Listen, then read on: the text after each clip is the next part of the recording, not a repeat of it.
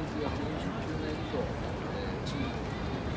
人民解放軍の侵略によって、そして占拠されたというのが、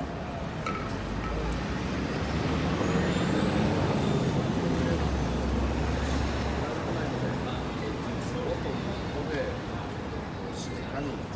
生のうちにですね、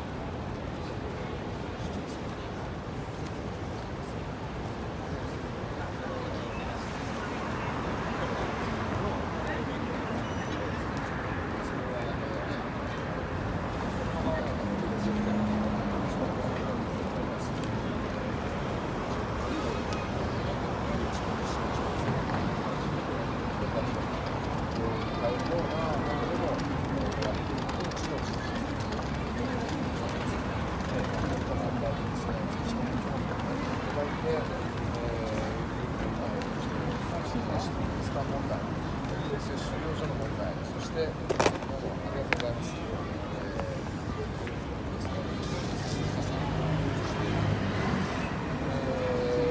興味を持つことから始まると思いますし、こういったことがあっていいは